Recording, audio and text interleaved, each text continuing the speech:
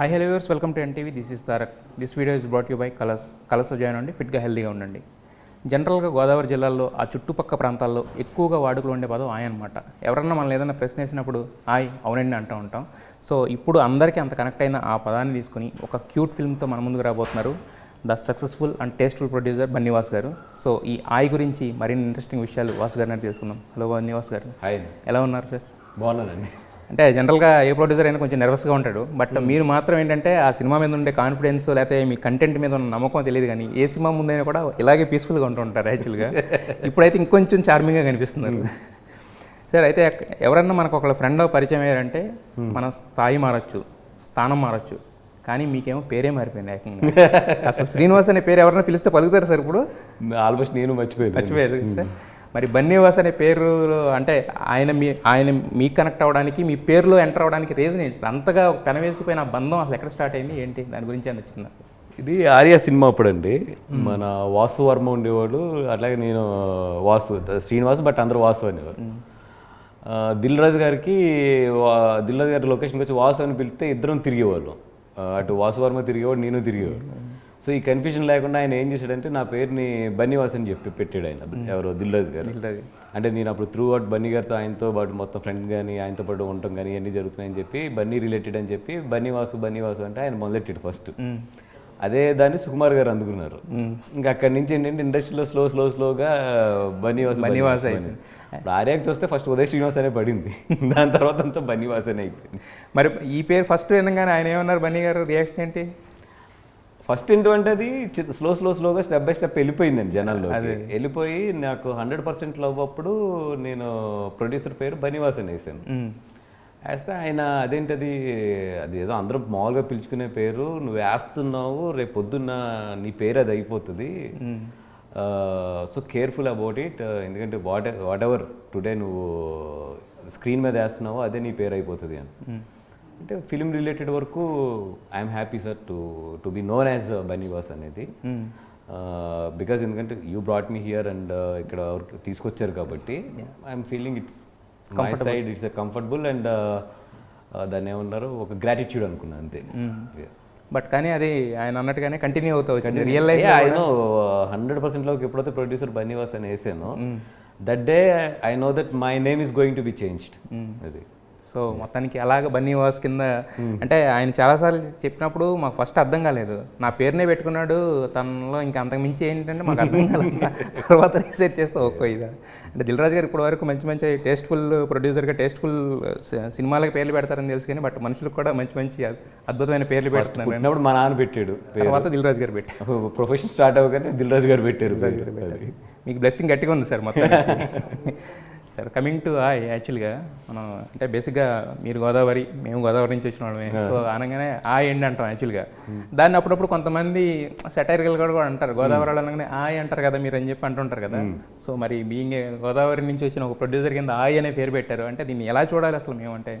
అంటే అని చెప్పినప్పుడు అరవింద్ గారు ఫస్ట్ నవ్వేశాడు. ఆయన నవ్వేసి ఏమయ్యా మనకి గోదావరి జిల్లాలో పుట్టాం కాబట్టి మనకు తెలుస్తుంది కానీ మొత్తం అంతా తెలుస్తుంది అంటే, లేదంటే అనేది చాలా ఫేమస్. అది ఈవెన్ తెలంగాణలో కూడా మీ ఇట్లా గోదావరి డిస్టిక్ అనగానే వాళ్ళు నవ్వుతా అంటారు. సో ఇట్స్ వెరీ ఫేమస్ అంటే అప్పుడు ఆయన ఏమన్నాడంటే, ఈ అనేది ఎన్ని రకాలు ఉంటుందో తెలుసా అన్నాడు. అంటే దీని కౌంట్ కూడా ఉందండి అన్న. అంటే లేదు, ఒకసారి రామలింగయ్య గారు నాకు చెప్పారు, ఇది అనేది 9 రకాల ఎక్స్ప్రెషన్ ఉంటుందంట, అంటే నవరసాల్లో ఉంటుందంట. ఓకే. అంటే ఇప్పుడు బాధ వస్తే సంతోషం వస్తే అక్కడ మీరు చూస్తే ఈస్ట్ గోదావరి వెస్ట్ గోదావరిలోని ఎనీ ఎక్స్ప్రెషన్ అయినా సరే అనేది దాంతో సమాధానం చెప్పేయచ్చు. అవునండి. కోపం వస్తేనేమో మాట్లాడుతున్నప్పుడు ఒకలా అంటాడు, చూద్దామండి అంటాడు, సరేనండి చూద్దామండి అంటాడు. అట్లాగే ఏంటంటే ఫస్ట్ ఫోన్ ఇక్కడ మనం హలో అని ఎలా ఉంటాము, మా చిన్నప్పుడు అంతా కూడా ఫస్ట్ ఫోన్ అప్పుడు ఎవరండి అని చాలా ఫేమస్ మాకు. Okay okay. అలాగే అనేది నవరసాలు పలికించగలిగిన ఒక వర్డ్ అది. అప్పుడు అరవింద్ గారు చెప్పినప్పుడు నేను మా బల్లె పట్టుకున్నాం అని చెప్పి ఫిక్స్ అయిపోయింది, అదే టైటిల్ అని చెప్పి. సార్ అంటే బన్నీవాస్ గారితో మాకు ఎలా అనిపిస్తుంది అంటే ప్రొడ్యూసర్స్ అంటే జనరల్గా స్ట్రిక్ట్గా ఇలా కూర్చొని స్టిఫ్గా ఉంటారు, బట్ బన్నీవాస్ గారితో మేము ఏమైనా మాట్లాడొచ్చు అనే ఫ్రీడమ్ మాకు కనిపిస్తుంది యాక్చువల్గా. ఇప్పుడు మీరు మాట్లాడుతుంటే మాకు ఎలా అనిపిస్తుంది అంటే మీలో ఒక యాక్టర్ కూడా కనిపిస్తుంది సార్ మాకు. అంటే ఏం చేస్తున్నారు మా వాళ్ళు, నవరసాలు కొన్న వేరియేషన్ మీరు చూపిస్తున్నారు కదా డైరెక్ట్గా ఆన్ కెమెరా. లేదు లేదు, మా వాళ్ళు ఈ మధ్యలో అంతా కూడా ఈ షార్ట్స్కి రీల్స్కి వరకు ప్రొడ్యూసర్ అంటే హ్యాపీగా లైక్ ప్రమోషన్స్ బ్యాక్ ఉండి చేసేవాళ్ళు. ఇప్పుడు కుదరట్లేదు. వాళ్ళు ఏంటంటే 100% ఎదరికి వస్తేనే కానీ ఈరోజు జనాలు కానీ అది అందరికీ రాదు, కొంతమంది ప్రొడ్యూసర్స్కి వస్తుంది. దాంట్లో మీరు వన్ ఆఫ్ ద ప్రొడ్యూసర్ అనమాట. ఏంటనేది చూడాలి. ఒక దిల్ రాజు గారు, ఒక బన్నీవాస్ గారు వీళ్ళు చెప్తున్నారంటే సినిమాని మేము వింటాం సార్. అంటే ఒక ప్రొడ్యూసర్ ఒక సినిమా గురించి మాట్లాడుతుంటే అందరు ప్రొడ్యూసర్లకు ఉంటుంది, అది కొంతమంది ప్రొడ్యూసర్లకు ఉంటుంది. దాంట్లో మీరు ఉన్నారు, మీ పేరు అయితే లక్కీ అయితే. ఇప్పటి వరకు బయటకు వచ్చిన ప్రమోషనల్ మెటీరియల్ చూస్తుంటే ఇది ఒక చిన్న సెటరికల్ ఇదిలాగా కనిపిస్తుంది. అంటే ఇప్పుడున్న కరెంట్ ట్రెండ్ మీద అమ్మాయి లైక్స్ గురించి వాటి గురించి మాట్లాడడం కానీ ఇదంతా కూడా. అలాగే మన కులం అనే ఒక వాట్సాప్ గ్రూపు, దాంట్లో మన హీరోని అయితే ఎత్తేయాలి పక్కన, ఇదంతా చూస్తూ ఉంటే మీరు రిలీజ్ చేసిన ప్రమోషనల్ కంటెంట్ ఇప్పుడున్న యూత్ మీద ఒక ట్రెండ్ మీద ఒక సెటరికల్ లా ఉంది, అంతేనా అనుకోవచ్చు అలా? అంటే దీంట్లో క్యాష్ని సెటరికల్ చేసామండి. అంటే మనందరం బయట మాట్లాడడం కానీ ఎక్కడో ఏంటంటే నేను చాలామందిని అబ్జర్వ్ చేస్తాను కదండి, చాలా గ్రూప్స్లో కానీ మిగతా కమ్యూనిటీస్ గ్రూప్స్ సరదాగా ఫాలో అవుతున్నప్పుడు కానీ ఆ కమ్యూనిటీస్లో చదువుతూ ఉంటాం. కమ్యూనిటీ గ్రూప్స్లోని ఇట్లాగా కొంతమంది లేదా చెప్తారు మాకు ఇట్లాగా అని చెప్పి. అంటే బయట పడరు కానీ ఆ గ్రూప్స్లో చూస్తే చాలా ఎటకారంగా ఉంటాయి కొన్ని వీడియోస్ చూస్తున్నప్పుడు అయ్యని. అట్లలో వచ్చిన కొన్ని పదాలు కానీ అట్లా ఉండే కొన్ని మెసేజ్లు తీసుకుని చాలా ఎటకారం చేసామన్నమాట అండి. చేసి అంటే ఇప్పుడు ఆల్రెడీ నేను రిలీజ్ చేసిన దాంట్లో చూసుంటారు, మన కులపోడు అయితేనే వాడి సినిమాకి వెళ్ళాలి, లేదా ఒలింపిక్స్ మెడల్ గెలిచినా కూడా మనకు అనవసరం, మన కులపోడు అయితేనే లేపాలి. ఇవన్నీ కూడా ప్రాక్టికల్గా కొన్ని చోట్ల చూసాం జరుగుతున్న ట్రెండ్లోని. అంటే నాకు గుర్తుండి ఎవరు ఒక చాలా గ్రేట్ అచీవ్మెంట్ చేసినప్పుడు కూడా ఈ టాపిక్ వచ్చింది సోషల్లో, నాకు గుర్తులేదు అది ఇన్సిడెంట్ కానీ, బట్ ఒక టాపిక్ అయితే వచ్చింది అనేది బాగా గుర్తుంది నాకు. అట్లాగే ఏంటంటే అవన్నీ తీసుకుని ఆ గుర్తున్నవన్నీ కూడా కలిపి డైరెక్టర్ గారు ఏం చేశారంటే ఆయన ఒక ఫన్ మెటీరియల్ గా తయారు చేశాడు అనమాట అమ్మాయి క్యారెక్టర్ని. ఆయన కూడా మన గోదావరి నుంచి అమలాపురం, ప్యూర్ అమలాపురం క్యాండిడేట్. అయితే మొత్తానికి it's a film made by AP people, Godavari water actually. అయితే యాక్చువల్గా దీనికి నారిని ఈ నితిన్ గారిని తీసుకున్నారు. అంటే బేసిక్గా ఇది టెక్నికల్గా చూసుకుంటే ఆయన హీరోకి ఫస్ట్ ఫిల్మ్ కదా, మ్యాడ్ అనేది అందరిలో నలుగురిలో ఒక character, but this is the first film కదా. అంటే ఆయన అనుకుని రాసుకున్నారా, లేదంటే రాసుకున్న తర్వాత ఈ కథకు ఆయన షూటింగ్ తీసుకున్నారా? అంటే ఎలా జరిగింది? ఆడిషన్స్ ఏమైనా ఉన్నాయా లేదంటే? లేదండి, ఇది ఏంటంటే యాక్చువల్లీ ముగ్గురు కుర్రోలు కదా, ముగ్గురు ఫ్రెండ్స్ కదా, కుర్రోలు కదా ముగ్గురు ఫ్రెండ్స్ కదా. మన లైఫ్లో ఏంటంటే ఎప్పుడు కూడా మనం బాగా ఏడిపించేది ఎవరు, మనం బాగా కమ్గొట్టేది కానీ, బాగా మనల్ని ఏడిపించేది కానీ, లేదా మనం బాగా సెటైర్గా చేయగలిగిన చనువు ఒక ఫ్రెండ్గా ఉంటుంది. బయట ఎవడనంటే లాక్ కొడుతూ, బట్ ఫ్రెండ్ వచ్చి ఏడిపిస్తున్నప్పుడు ఏంటంటే మనం వాడిని ఏడిపిస్తాం, హట్ అవుతాం, ఎన్ని అయినా కూడా 2 రోజులు మాట్లాడడం, మళ్ళీ 3వ రోజు యాజ్ ఇట్ ఈస్గా ఉంటుంది. ఆ చనువు కేవలం ఫ్రెండ్స్ దగ్గర ఉంటుంది.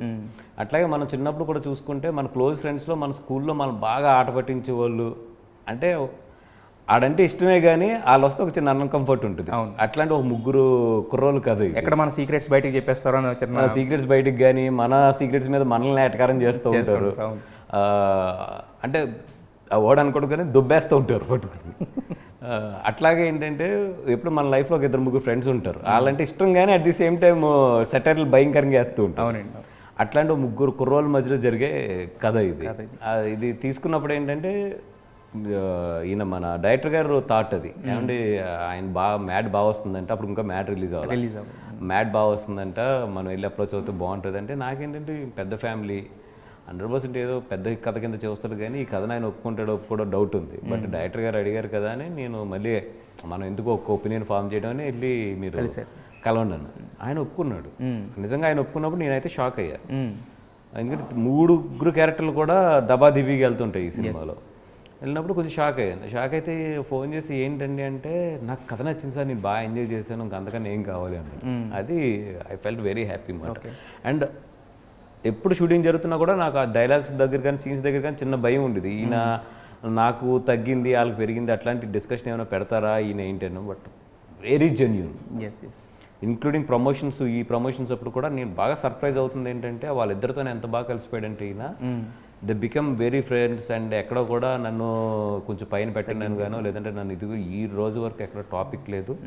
ఈ కమ్స్ అందరితో పాటు కూర్చుంటాడు ఆయన హ్యాపీగా, అందరితో పాటు డిస్కస్ చేస్తాడు, అందరితో పాటు ఈ సినిమాకి ఏం చేయాలని చెప్పి చూస్తాడు తప్ప నేను ఒక స్పెషల్గా స్పెషల్ ట్రీట్మెంట్ కానీ స్పెషల్ అట్రాక్షన్గా ఉండాలని కానీ కోరుకోడే. ఓకే, బట్ మరి తర్వాత ఎన్టీఆర్ గారిని కన్సల్ట్ చేయడానికి అంటే కర్టసీ పరంగానే అరవింద్ గారు ఎన్టీఆర్ గారితో మాట్లాడారు. మాట్లాడినప్పుడు ఆయన అంటే సార్ అతనికి ఇంట్రెస్ట్ ఉంది, చేస్తున్నాడు, మేము అతను ఇండిపెండెంట్గా వదిలేసాము, ఈ కథ నాకు అట్లాగా పైన చెప్పుకుంటూ వెళ్ళాడు, నాకు నచ్చింది బావగారు నేను చేస్తున్నాను అన్నాడు. వెన్ అతనికి నచ్చినప్పుడు చేసామని చెప్పాను నేను.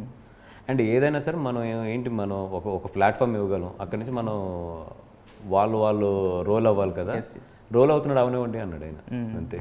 సో సింపుల్గా మొత్తానికి అంటే మీరు అనుకోరు అంటే ఇతను ఒప్పుకోడు అనుకున్నారు కానీ బట్ అనుకున్న దానికన్నా కూడా పాజిటివ్గా బాబా చేశాడు. అండ్ ఆయన 100% ఏంటంటే వీళ్ళ ముగ్గురికి టైమింగ్ సెట్ అయింది, అది సూపర్. అది ఎందుకంటే ఆ కెమిస్ట్రీ అనేది ఇంపార్టెంట్ ఈ కైండ్ ఆఫ్ ఫిల్మ్, స్క్రీన్ మీద చాలా ఇంపార్టెంట్. ఎస్ సరే, అయితే యాక్చువల్గా మీకు గీతా ఆర్ట్స్లో అంటే GA2 మీరు స్టార్ట్ చేసిన తర్వాత మీరు పిక్ చేసే సినిమాలు ఎలా ఉంటాయో, ఆ కంటెంట్ ఎలా ఉంటుందో, రిలీజ్ డేట్స్ కూడా అలాంటివి పట్టుకుంటారు. బట్ ఈసారి మాత్రం ఒక కొంచెం అంటే ఆగస్ట్ 15th అనుకున్నారు, బట్ 16th వెళ్ళారు ఇప్పుడు. బట్ అక్కడ కొంచెం టైట్ డేట్ కదా, ఆ టైట్ డేట్లో వేయడానికి రీజన్ ఏమన్నా స్పెసిఫిక్గా? టుడే ఫిల్మ్ ఇదే ఒక ఇదివరకు ఏంటంటే జనాలు వాళ్ళకి ఎంటర్టైన్మెంట్ సోర్సెస్ తక్కువ ఉన్నప్పుడు, ఈ సోషల్ మీడియా కానీ ఇన్స్టాస్ కానీ లేదంటే యూట్యూబ్ ఇవి లేనప్పుడు cinema is the only entertainment medium for them, especially Telugu స్టేట్స్లోని. అప్పుడు ఏంటంటే ఎప్పుడు ఏ కొత్త సినిమా రిలీజ్ అవుద్దని ప్రతి శుక్రవారం ఒక అలవాటు కింద సినిమా అనేది ఉండేది. అంటే మన సండే అంటే ఎలాగ కొంచెం లేజర్గా ఉంటామో, శుక్రవారం శనివారం ఆదివారం సినిమా ఒక కల్చర్ కింద ఉండేది. ఇప్పుడు ఏంటంటే సినిమాకి వెళ్ళాలంటే there should be a festival mood, అంటే ఒక లాంగ్ వీకెండ్, ఒక సోమవారం మంగళవారం హాలిడేస్ ఉండి అట్లాగా ఒక సినిమా మూడ్ అనేది వాళ్ళకు వచ్చినప్పుడే they are coming to the theatres.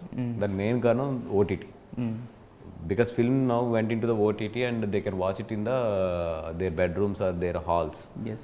ఇప్పుడు ఈరోజు ఒక 50,000 పెడితే మంచి టీవీ వచ్చేస్తుంది, పెద్ద సైజ్, అండ్ అలాగే 15,000-20,000 పెడితే మంచి సౌండ్ వచ్చేస్తుంది. సో ఒక ₹1,00,000 they are experiencing the very good sound and very good visual. వాళ్ళు హ్యాపీగా హాల్స్లో ఉండిపోతున్నారు, వాళ్ళ హాల్లోనే చూసేయచ్చు. కదిలి థియేటర్కి రావాలంటే there should be a mood of the people. ఇప్పుడు ఆగస్ట్ 15th అంటే లాంగ్ వీకెండ్ ఉంది, ఎందుకంటే బికాస్ మళ్ళీ ఇమీడియట్లీ రాఖీ పండుగ వచ్చింది, ఇవన్నీ వచ్చింది, దాని మీద లాంగ్ వీకెండ్ ఉంది. So there is a people mood ఉంది. బట్ మీరు చెప్పినట్టు ఏంటంటే ఇట్స్ నాకు tough release, lot of films ఉన్నాయి, and this consider as a small film, it is not a big film. ఈ స్మాల్ ఫిలింకి థియేటర్స్ అనేది బిగ్గెస్ట్ ప్రాబ్లం ప్రజెంట్ నేను ఫేస్ చేస్తాను. బట్ కాకపోతే అరవింద్ గారికి కొన్ని థియేటర్స్ ఓన్గా ఉన్నాయి కదా సార్, మరి అంటే ఇంకా థియేటర్స్ ఫేస్ సార్ అరవింద్ గారికి ఇది రికార్డ్ చేసుకోండి, ఓన్గా సింగిల్ స్క్రీన్ లేదు. పీపుల్లో ఒక AAA తప్పితే, సారీ ఒక AAA లేటెస్ట్గా ఎప్పుడు వచ్చింది, మొన్న లాస్ట్ ఇయర్, 1 year కూడా అవ్వలేదు, 1 year కూడా అవ్వలేదు. అది తప్పితే ఒక చెన్నైలో ఉన్న శ్రీదేవి ప్రివ్యూ థియేటర్ తప్పితే ఆయనకి సింగిల్ స్క్రీన్ కూడా లేదు. ఓకే, ఒక మిత్ ఉంటుంది కదా సార్, ఒక బయట ఏంటంటే ఒక మిత్తు అరవింద్ గారి థియేటర్లు ఉన్నాయి. మా దగ్గర ఉన్న మొత్తం కృష్ణా జిల్లా కానీ, ఈస్ట్ గోదావరి కానీ, వెస్ట్ గోదావరి కానీ మొత్తం కలిపితే మాకున్నాయి 22 థియేటర్స్ మొత్తం కలిపితే. ఇవి ఏంటంటే బయట ఏంటంటే ఒక పెద్ద మిత్తు, అరవింద్ గారు థియేటర్లను కంట్రోల్ చేస్తున్నారు. బట్ ఏంటంటే మేము బికాస్ ఆఫ్ ఇన్ని ఇయర్స్ నుంచి అరవింద్ గారు ఉండటం వల్ల అప్పుడున్న ఎగ్జిబిటర్స్ కానీ వీళ్ళందరికీ మా మీద ఒక రెస్పెక్ట్, మా మీద ఒక గౌరవం, మా సినిమా వస్తుందంటే ఒక వీళ్ళు క్వాలిటీ బాగా మెయింటైన్ చేస్తారని ఒక నమ్మకం. అంతే తప్పితే అరవింద్ గారు లీజింగ్ థియేటర్స్ అనేది చాలా తక్కువ. అంటే ఆయన దగ్గర ఉన్న థియేటర్స్ అన్ని ఎట్లాగంటే ఇప్పుడు గీతాప్సర్ అని ఉండేది, ఇప్పుడు లేదు మాకు. చాలా ఓల్డ్ థియేటర్ని తీసుకుని he made it number 1 in the theatre. అట్లాగే కృష్ణా జిల్లాలో కొన్ని థియేటర్స్ ఉన్నాయి. ఇప్పుడు రాజు యువరాజ్ పాత థియేటర్, దాన్ని తీసుకుని చాలా కొత్తగా ఫ్రెష్గా తయారు చేసుకున్నాం. అట్లాగే ఏంటంటే కొన్ని ప్రాపర్టీస్ తీసుకుని మేము డబ్బులు పెట్టుకుని సినిమా మీద ఉన్న ప్యాషన్ కొలిది సినిమాని బాగా చూపించాలని చెప్పి తయారు చేసిన 20 ప్రాపర్టీస్ తప్పితే అదర్ దాన్ దట్ మాకు లీజులు లేవు. అవన్నీ ఓనా సార్? ఆ 20 లేదు అవి కూడా లీజెస్ అంటే 9 years 10 years లీజెస్ అవి కూడా. బట్ టుడే ఉన్న సిచ్యువేషన్లో we are also facing the big, అంటే మామూలు ప్రాబ్లం కాదు ఇప్పుడు నాకు థియేటర్స్. ఇంకా ఇప్పుడు ఓవర్సీస్ నాకు నిజంగా ఒక సింగిల్ స్క్రీన్ కూడా దొరికే పరిస్థితి లేదు. Still I'm fighting. అట్లాగే ఇప్పుడు నైజాం ఉంది, నైజాంలో ఐఎమ్ హ్యూజ్ ఫైట్ చేస్తున్నా థియేటర్స్ కానీ. So it's not a easy release for me, but still ఏంటంటే నాకు ఆప్షన్ కూడా లేదు. కానీ సర్ప్రైజింగ్ ఉంది సార్, అంటే మీరు థియేటర్స్ కోసం ఫైట్ చేయడం అనేది లేదు, బికాజ్ అది బయట ఏంటంటే ఒక పెద్ద మిత్ అది. ఇది అరవింద్ గారి కంటే అన్ని థియేటర్లు అరవింద్ గారి దగ్గర ఉంటాయి, అన్ని థియేటర్లు అరవింద్ గారి దగ్గర ఉంటాయి. అది రాంగ్. మా దగ్గర ఏంటంటే theatre owners gives us on the respect ఉంది. ఎస్, బట్ కాకపోతే ఏంటంటే మనం చూసాం సార్, ఈ సంవత్సరం సంక్రాంతికే చూసాము, చిన్న సినిమా పెద్ద సినిమాలు పక్కన పెడితే హనుమాన్ అనేది ఒకటే పర్సెప్షన్ ఆఫ్ ద సినిమా వ్యూవర్ని మార్చింది. యాక్చువల్గా కంటెంట్ ఉన్నదే పెద్ద సినిమా ఈ రోజుల్లో అనేది ప్రూవ్ చేసింది కదా. సో ఇప్పుడు వరకు వచ్చిన మీరు చూపించిన చిన్న చిన్న గ్లిమ్సెస్లోనే మాకు ఆ ఫ్రెష్నెస్ కనిపిస్తుంది యాక్చువల్గా. ఎందుకు అమ్మాయి టీజర్ ఒకటి రిలీజ్ చేశారు, అదే ఒక 4-5 సార్లు చూసినా కూడా బోర్ కొట్టట్లేదు, మళ్ళీ ఫ్రెష్ కంటెంట్లా అనిపిస్తుంది అనమాట యాక్చువల్గా. అంటే కామెడీని చాలా ఫ్రెష్గా ప్రజెంట్ చేసాం. Yes sir. అంటే ఇప్పుడు నాకు ఈవీ గారు అంటే బాగా ఇష్టం, బట్ ఈవీ గారు ఆ టైంలో తీసిన కామెడీ ఇప్పుడు ప్రజెంట్ ఉన్న జనరేషన్కి చాలా మారుతుంది. అవును. సో ఇప్పుడు నాకు ఆయన కైండ్ ఆఫ్ ఒక జోనర్ పెట్టుకుని ఈ జనరేషన్కి దాన్ని ఎట్లా చెప్తే బాగుంటుంది అనేది డైరెక్టర్ గారు యాక్చువల్ నాకు చెప్పినప్పుడు he set this word. Soul is the comedy kind of EV, but the treatment will be very different and very fresh. Yes. At the same time last 15 minutes ఒక ట్విస్ట్తో సినిమా ఎండ్ అవుతుంది. Okay, అంటే emotional content అనుకోవచ్చా? Emotional ట్విస్టే, but ఏంటంటే today ట్రెండ్లో ఉంటుంది అది. ఓకే ఓకే సరే. లేదండి, బాగా క్యాస్ట్ ఫీలింగ్ ఉన్న వాళ్ళు మాత్రం గట్టిగా వేస్తుంది ఈ సినిమాలో. ఏం సార్ క్యాస్ట్ అని అంత తొక్కుతున్నారు? అంటే నాకు నవ్వు వస్తుందండి హానెస్ట్గా చెప్పాలంటే. క్యాస్ట్ ఫీలింగ్ అనేది పెట్టుకుని వెళ్ళినోడికి ఒక ఆల్మోస్ట్ ఒక స్లాప్ అనుకోవచ్చా? గట్టిగా తగులుతుంది. క్యాస్ట్ ఫీలింగ్ అనేది పోద్ది ఒక రకంగా చెప్పాలంటే. అంటే పోవడం కూడా కాదు, బయటకు వచ్చినప్పటికీ వాడిని ఎవడన్నా వాడు బయటకు వచ్చినప్పుడు మాత్రం క్యాస్ట్ బేస్ చేసుకుని ఎవడన్నా ఫ్రెండ్ని అవాయిడ్ చేస్తుంటే మాత్రం వాడికి మాత్రం గట్టిగా తగులుతుంది. అది ఇందాక మీరు అన్నారు కదా, మన ఫ్రెండ్స్ ఎవడన్నా తెలిసిన దగ్గరికి వస్తుంటే మనల్ని మన సీక్రెట్స్ అని తెలుసు కాబట్టి మనల్ని ఎలా ట్రీట్ చేస్తున్నా భయపడతా ఉంటాం కదా. సో ఇది ఒక తెలియని ఒక ఫ్రెండ్ లాంటి సినిమా అనుకోవచ్చు. అవును, ఆ క్యాస్ట్ ఫీలింగ్ ఉన్న వాళ్ళకి. అయితే దీంట్లో మొన్న మీరు ఒక మాట చెప్పారు, అరవింద్ గారి ముందు భయపడుతూ ఇంతమంది ముందు ఏం చేయరన్న ధైర్యంతో అని చెప్పి, ఆ ట్రాక్ ఉంచారా తీసారా? ఆ ట్రాక్ ఇప్పుడు అరవింద్ గారి ప్రజెంట్ వరకు అయితే చూపించలేదు, నేను ఒకసారి చూసా. అంటే అది మరీ అంత ఇది కాదు కానీ, బట్ ఏంటంటే చిన్న ఫన్ ఉంటుంది. జనరల్ ఏంటంటే యూ నో దట్ మన GA2లో కానీ గీతలో కానీ చిన్న స్లెడ్జింగ్ ఎప్పుడు కూడా అలౌ చేయము, మాటల్లో స్లెడ్జింగ్ని. అది ఏంటంటే because of the genre of the film అది కొంచెం అలౌ చేయవలసి వచ్చింది. ఓకే, అది అరవింద్ గారు చెప్తే 100% తీయించేస్తాడు ఆయన. అందుకని ఆయనకి చూపించకుండా రిలీజ్ చేసేస్తాం అనే థాట్లో ఉన్నారా? అంటే ఇంకా నీకు కథ విన్నప్పుడే నాకు తెలుసు ఈ ట్రాక్ ఆయన ఒప్పుకోడని. బట్ ఆ ట్రాక్ ఏమో సినిమాలో లింక్ ఉంది. ఓకే ఓకే, చాలా గట్టి లింక్ ఉంది.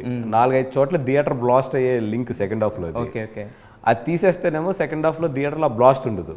అందుకని చెప్పి అది జాగ్రత్తగా చూపించకుండా మెయింటైన్ చేసుకొచ్చి మొన్న స్టేజ్ మీద ఆయన కూడా తర్వాత అడిగారు ఏంటి ఆ ట్రాక్ అని. మీరు చూద్దరు కానీ సార్ ఫైనల్ చెప్తే బాగోదు, చూపిస్తేనే బాగుంటుంది. సో అరవింద్ గారితో పాటు మేము కూడా వెయిట్ చేస్తున్నాం, ఆ ట్రాక్ ఉండాలని కోరుకుంటున్నాం, వెయిట్ చేస్తున్నాం. ఆ ట్రాక్ పేరు ఆటగాడు. లేదంటే తర్వాత ఇంకా డిజిటల్లో చేస్తారు అంతే. బట్ బ్లాస్ట్ అనేది థియేటర్లో ఉంటే హ్యాపీగా థియేటర్లో ఉంటుంది, 100% ఉంటుంది. ఎస్, కన్విన్స్ చేస్తారులేండి మీరు అరవింద్ గారిని. అయితే యాక్చువల్గా ఇంతకుముందు మీరు చెప్పారు సార్, ఓటీటీ కల్చర్ గురించి మాట్లాడారు. మీరేంటంటే నాట్ అండ్ ఈ రోజు కొత్తగా వచ్చిన ప్రొడ్యూసర్ కాదు, ఈ రోజు కొత్తగా చూస్తున్న ఇండస్ట్రీ కాదు, మీరు ఒక దాదాపు ఒక 20 years ఆఫ్ జర్నీ యాక్చువల్గా. డిస్ట్రిబ్యూటర్ కింద దాదాపు 50 సినిమాల వరకు చేశారు, అలాగే ఇప్పుడు ప్రొడ్యూసర్గా చేస్తున్నారు, సక్సెస్ఫుల్ ప్రొడ్యూసర్ కింద. సో ఓటీటీ కల్చర్ అనేది ఇలా డామినెంట్గా ఉంది కదా, what is the future of Telugu cinema లేదా ఇండియన్ సినిమాలో ఏమనిపిస్తుంది సార్? ఒక పక్కనేమో మనం పాన్ ఇండియా రేంజ్కి పరుగులు పెడుతున్నాం, పెద్దగా వెళ్తున్నాము, బట్ ఒక్కొక్కసారి ఏమవుతుందంటే మనకి ఆ 10-15 సినిమాలు తప్పనించి మిగతా సినిమాలని పరిస్థితి ఏంటి, సినిమా తీసిన ప్రొడ్యూసర్ పరిస్థితి ఏంటి అనేది వచ్చేస్తుంది కదా ఓటీటీ వచ్చిన తర్వాత. ఈ సినారియో మీకు ఎలా అనిపిస్తుంది చూస్తుంటే? ఏం లేదండి, ఇప్పుడు ఐఫీస్ట్ సినిమాలు ఉంటాయి, అంటే ఇప్పుడు ఒక గ్రాండ్ ఇయర్ ఒక పెద్ద సినిమాలు లైక్ కల్కి కానీ మన లైక్ RRR కానీ, లేదా ఒక high content oriented films like Pushpa కానీ, ఇట్లాంటి అంటే ఒక హీరో ఒక స్టార్ బేస్డ్ ఫిలిమ్స్ వరకు డోకా ఉండదు. బట్ అవి కూడా ఎక్కడ దెబ్బతింటాయంటే థియేటర్స్ స్లోగా కనుమరుగైపోతాయి. అంటే నేను చెప్పేది ఇమ్మీడియట్లీ జరిగేది కాదు కానీ ఎవెన్చువల్లీ ఒక 10 years విత్ ఇన్ 10 years లోపు థియేటర్ ఫార్మాట్ మారిపోతుంది కదా. మారినప్పుడు ఆ ఎఫెక్ట్ దానికి తగులుతుంది. బట్ ఈ లోపు నలిగిపోయే సినిమాలు ఏంటంటే మిడ్ రేంజ్ చిన్న ఫిలిమ్స్. ఇప్పుడు మిడ్ రేంజ్ చిన్న ఫిలిమ్స్ మీద డిపెండ్ అయిన ప్రొడ్యూసర్స్ ఎవరు ఉంటారు? స్టార్స్ ఎంతమంది ఉంటారు? 7, 8, 9. ఇంతకు మించి స్టార్స్ తీసుకోలేదు కూడా ఉండరు. ప్లస్ వాళ్ళ నుంచి వచ్చేది 1.5 yearకి ఒక సినిమా. బికాజ్ టుడే బడ్జెట్స్ కానీ అట్లాంటి జైంటిక్ ఫిల్మ్స్ చేయాలంటే ఇప్పుడు డైరెక్టర్స్ కూడా నాట్ ఈజీ జాబ్. వాళ్ళు 1-2 years మినిమం పడుతుంది అంత స్పెండ్ చేయాలి, అంత పెద్ద సినిమా తీయాలంటే. ఈ లోపు ఏంటంటే మిడ్ సినిమాకి అండ్ చిన్న సినిమాలకి అసలు థియేటర్ కల్చర్ అనేదే పోతుంది మొత్తం. పోయినప్పుడు ఈ ఏదైతే ఈ సెగ్మెంట్ ఉంటుందో ఆ సెగ్మెంట్ స్లోగా డైల్యూట్ అయిపోతుంది. వీళ్ళందరూ ఏమవుతారంటే రేపు పొద్దున్న ఏజెన్సీ కమిషన్ ఏజెంట్స్ కింద అయిపోవాల్సి వస్తుంది. ఓకే, అంటే ఒక కంటెంట్ ఇప్పుడు ఒక ప్లాట్ఫామ్ దగ్గర ఓకే చేయించుకుని వాళ్ళ దగ్గర బడ్జెట్ ఓకే చేయించుకుని వాళ్ళు ఇచ్చే పర్సంటేజ్ ఆఫ్ ఫీ నుంచి వీళ్ళు కంటెంట్స్ తీసి వాళ్ళకి ప్రొవైడ్ చేయవలసి వస్తుంది. ఎందుకంటే వాళ్ళకి కంటెంట్ కావాలి. ఎస్, ఓన్లీ 9 మంది మీద వాళ్ళు నడపలేరు. They need content. So they ask content, but this producer become a broker. అంటే వాళ్ళకి వీళ్ళకి మధ్యలో ఒక ప్రాజెక్ట్ని తయారు చేసి వాళ్ళకి సప్లై చేసి ఆ బడ్జెట్ నుంచి కమిషన్ తీసుకునే ఒక బ్రోకర్ అయిపోతాడు. ఇరువరకు ఉండే ఆ ప్రొడ్యూసర్ అనే ఒక ఇది కానీ మాత్రం ఆ మిడ్ అండ్ చిన్న సినిమాల దగ్గర ఇది నేను చెప్పేది 5 yearsలోనే జరుగుద్ది. అంత టైం కూడా లేదు, 10 years గ్యాప్ కూడా లేదు. అంత 10 years గ్యాప్ లేదు. ఏది సెకండ్ ఫేజ్. ఫస్ట్ ఫేజ్ ఏదైతే చెప్పానో పెద్ద సినిమాలు కూడా రేపు పొద్దున్న థియేటర్స్ ప్రాబ్లమ్ అనేది it will take another 10 years time. But theatres అనేది వెనక్కి నెంబర్ ఆఫ్ థియేటర్స్ తగ్గిపోతాయి. సార్, మరి తెలుగు వాళ్ళకి ఫిల్మ్ అంటే కూడా ఇప్పుడు క్రికెట్ అవన్నీ అంటే ఎలా ఎమోషన్, ఫిల్మ్ అంటే కూడా ఒక ఎమోషన్. సినిమా అనేది ఎమోషన్ కింద ఫీల్ అయ్యాం. మేము చిన్నప్పటి నుంచి చూస్తున్నాం, మీరు చిన్నప్పటి నుంచి చూస్తున్నారు. ఇప్పుడు వచ్చే తరానికి అది అందట్లేదు. ఒక 5 years తర్వాత థియేటర్స్ ఉన్నామని మనమే చెప్తున్నాం కదా. మరి దీన్ని వీటిని అంటే అరికట్టే ఈ విధానం కానీ లేదంటే థియేటర్ కల్చర్ని మనం కాపాడుకునే పరిస్థితి కానీ లేదా? యాజ్ ఏ ప్రొడ్యూసర్ సినిమా చావదు. అదే సినిమా చావదు, నేను థియేటర్స్ చచ్చిపోతాయి. సినిమా చావదు. ఎందుకు చావదు అంటే ఈవెన్ ప్లాట్ఫామ్స్ కూడా they need a cinema. Yes, మారుతుంటాయి, ప్లాట్ఫామ్స్ అనేది మారుతుంటాయి. బట్ థియేటర్ అనేది చచ్చిపోతుంది 100% ఇట్లాగ వెళ్తే. థియేటర్ చచ్చిపోయినప్పుడు ఏమవుతుంది అంటే రెస్పెక్ట్ ఆఫ్ ద ప్రొడ్యూసర్స్ పోతుంది first, and respect of the technicians. Today why ఒక త్రివిక్రమ్ గారు కానీ, ఒక సుకుమార్ గారు కానీ, ఒక రాజమౌళి గారు కానీ ఇలాంటి ఒక హీరోస్, అంటే ఒక డైరెక్టర్స్లో దే ఆర్ హీరోస్.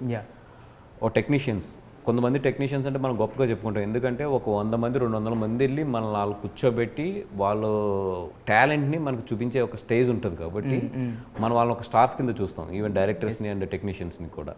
బట్ అదే మీరు ఇంట్లో చూస్తున్నప్పుడు ఇండివిజువల్గా వాళ్ళకి వచ్చే ఒక పేరు కానీ ఆరా కానీ ఇవన్నీ కూడా చాలా రెడ్యూస్ అవుతాయి. ఈవెన్ స్లోగా హీరోస్ కూడా తగులుతుంది ఈ దెబ్బ. ఇది heroes are today become stars because of the theatre system.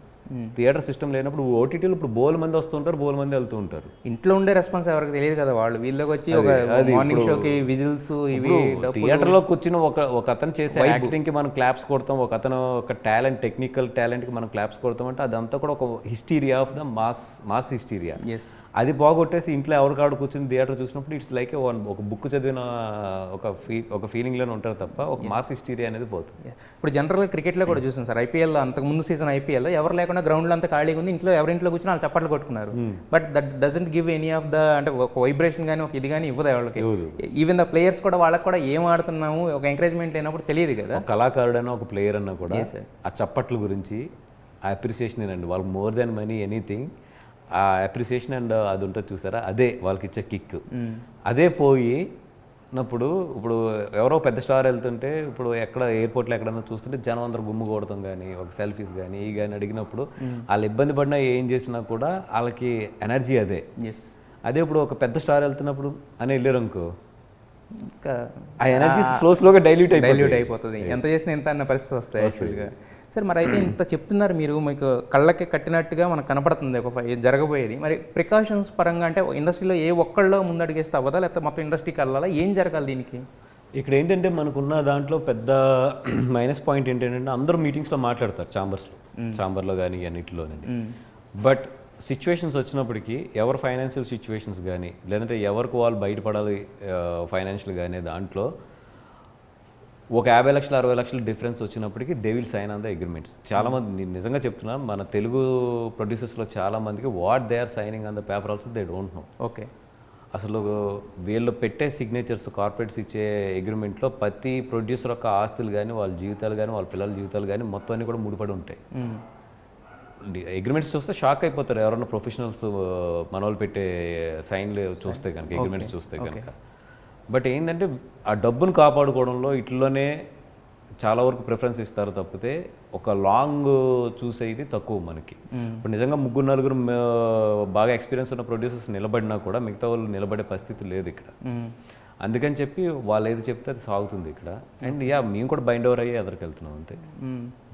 Sir అంటే ఒక సినిమాని లోతుగా చూస్తే ఏంటంటే బేసిక్గా చూస్తే పైన చెప్తే మీరు అన్న ఎప్రిషియేషన్స్ ఇవన్నీ ఉంటాయి కానీ బట్ లోపల చూస్తే దాని వెనకాల ఉన్న కష్టాలు అనుకుంటాం జనరల్గా ఏదో ఒక డైలీ లేబర్కో వీళ్ళకి ఉంటాయి అనుకుంటే ప్రొడ్యూసర్స్ ఏముంది వాళ్ళ లగ్జరీ కార్స్ అనుకుంటాం కానీ బట్ వాళ్ళు మోస్తే మీరు మోసేంత బరువు ఇంకెవరో మోయరేమో సార్ నాకు తెలిసి. సార్ నేను హానెస్ట్గా చెప్తున్నా 100% లవ్ దగ్గర నుంచి ట్యాక్సీ వాళ్ళ వరకు నా జర్నీ చూస్తే నెంబర్ ఆఫ్ సూపర్ హిట్స్ ఉంటాయి. ఏ సినిమా కూడా నాది యావరేజ్ కూడా కాదు, రెండు మూడు సినిమాలు తప్పితే మిగతా కూడా సూపర్ హిట్స్ ఉంటాయి. స్టిల్ ఈరోజు ఆయ్ అనే సినిమా నేను రిలీజ్ చేయడానికి నా గుండె ఎంత ఫాస్ట్గా కొట్టుకుంటుందో నాకు తెలుసు. ఒక స్కూల్ పిల్లడు 10th క్లాస్ ఎగ్జామ్స్ మీకు గుర్తుండుంటాయి, మనకి 10th క్లాస్ ఎగ్జామ్స్ అంటే ఎంత స్ట్రగుల్. ఆ 10th క్లాస్ ఎగ్జామ్ హాల్లోకి వెళ్ళేటప్పుడు ఎలా ఉంటుందో ఈరోజు ఆయ్ సినిమా అనేది మార్నింగ్ షో జరుగుతున్నప్పుడు నా గుండె అలా ఉంటుంది. ఎందుకంటే everyday is a struggle for the producer job అంటే అందరూ అనుకున్నంత ఈజీ కదండి. ఇట్ ఈస్ ఒక్క సినిమా 2 సినిమాలు అటు ఇటు అయినాయి అంటే అయిపోయింది అంతే పరిస్థితి. లేదంటే ఈ పాటికి చాలామంది ప్రొడ్యూసర్స్ హ్యాపీగా ఉండాలి కదా ఎక్కడికక్కడ సెటిల్ అయ్యి. అయితే మీరు మన కల్కి గురించి మాట్లాడుతూ అనుకున్నంతగా కలెక్ట్ చేయలేదని అనిపించింది. యాజ్ ఏ ప్రొడ్యూసర్గా సినిమా చూసినప్పుడు దాని క్యాలిబర్ ఏమనిపించింది సార్? లేదండి, అది చాలా రాంగ్ క్యారీ అయింది. అనుకున్నంత అనే పదం కాదు నేను అన్నది, రావాల్సినంత సినిమాకున్న క్యాలిబర్కి రావాల్సినంత. ఈవెన్ ప్రొడ్యూసర్స్ కూడా ఓడేదో తప్పుగా క్యారీ అయిందని నేను అన్నాను. క్లారిటీ ఐఎమ్ వెరీ వెరీ అంటే నాకు చాలా ఈ మధ్యలో వచ్చిన దాంట్లో ఒక జైంటిక్ సూపర్ ఫిల్మ్ అది కల్కి అనేది.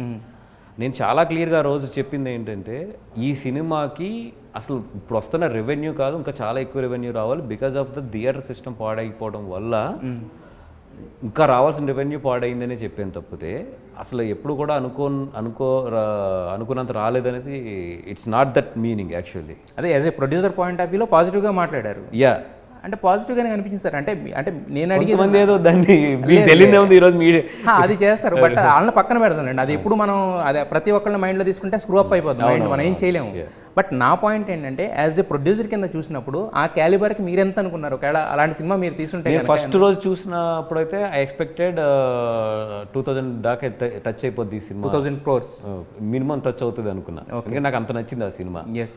Yeah and I think it is reaching but ఇంకా థియేటర్స్ బాగుండి చాలా ఫాస్ట్గా రీచ్ అయ్యింది. Yes sir. అయితే ఇప్పుడు GA2లో సినిమాల స్ట్రైక్ రేట్ చూస్తే ఇప్పుడు జనసేన 100% స్ట్రైక్ రేట్ అని ఎలా అంటున్నారో ఆల్మోస్ట్ మీది కూడా 90+ స్ట్రైక్ రేట్ ఉంటుంది. అంటే మరి సినిమా మేకింగ్లో కానీ లేదంటే చూసింగ్ ఆఫ్ ద సబ్జెక్ట్స్లో కానీ ఏం పాటిస్తారు మీరు? అంటే మిగతా ప్రొడ్యూసర్స్కి సాధ్యం కానీ ఇక్కడ ఎలా సాధ్యం అవుతుంది? ఇన్ని సూపర్ హిట్స్ అనేది ఒక టకటక ఒకదాని నిర్మాలు ఒకటి ఇవ్వగలిగినంత. అంటే ఇప్పుడు మా సినిమాలో గీత గొందిన తర్వాత చూస్తే ప్రతిరోజు పండుగ మంచి సినిమా, MEB మంచి మోస్టల్ మంచి సినిమా. దాని తర్వాత నేను కూడా గ్రాఫ్ స్లోగా తగ్గింది టు బి హానెస్ట్ మాట్లాడుకుంటే. దానికి ఏంటంటే బికాజ్ ఆఫ్ ద కరోనా టైంలో పీపుల్ డ్రాస్టిక్ చేంజ్ అయ్యారు, అన్నీ చేంజ్ అయినాయి కరోనా టైంలోనే. సో వాళ్ళని అందుకోవడానికి వాళ్ళని స్టడీ చేయడానికి మధ్యలో ఒక స్ట్రగుల్ పీరియడ్ ఉంది. ఇప్పుడు ఏంటంటే కొంచెం అందింది మాకు పల్స్, అందుకని మళ్ళీ నాకు ఆయ్ అనేది second innings journey. Okay so నా సెకండ్ ఇన్నింగ్స్లో ఇది ఫస్ట్ మ్యాచ్ ఇది నాకు. ఓకే. అయితే మీరు చెప్తున్న కొద్దీ ఆయ్ గురించి చెప్తున్న కొద్దీ తెలుసుకోవాలని చాలా ఉంది. బట్ ఇప్పుడు తెలుసుకుంటే ఏంటంటే ఆ థియేటర్లో ఉన్న వైబ్ ఏదైతే ఉందో అది మిస్ అవుతాం అనిపిస్తుంది. బట్ కానీ ఫస్ట్ మేము సినిమా చూస్తాం. August 15th సాయంత్రం నుంచి పెయిడ్ ప్రీమియర్ స్టార్ట్ అవుతున్నాయి. 16th మీరు సూపర్ హిట్ కొడతారని కాన్ఫిడెన్స్ మాకుంది GA2 తరపున. సో సూపర్ హిట్ కొట్టిన తర్వాత ఆ హిట్ విశేషాలు మరిన్ని మాట్లాడుకుందాం sir. So wish you all the best. And ఎందుకంటే మీలాంటి ప్రొడ్యూసర్స్, మీలాంటి టేస్ట్ఫుల్ ప్రొడ్యూసర్స్ వీళ్ళు ఉంటేనే మీరు అన్నట్టు ఇంతకుముందు సినిమాలు కన్నారు కదా, ఆ వైభవం అనేది అలా కొనసాగుతూ ఉంటుంది. సో ఆ వైభవం అలా కొనసాగాలనుకుంటున్నాం. మీరు సెకండ్ ఇన్నింగ్స్ అని మాట్లాడుతున్నారు, బట్ సెకండ్ ఇన్నింగ్స్లో ఫస్ట్ బాల్ 6 కొట్టారు అనిపిస్తుంది మాకైతే. కొడతారండి 100%, ఎందుకంటే మీకు ఆ గట్స్ ఉన్నాయి, మీరు పెట్టే శ్రమ అంత ఉంటుంది కాబట్టి. Wish you all the best to the entire team of Aay sir. Right, thank you. Yeah.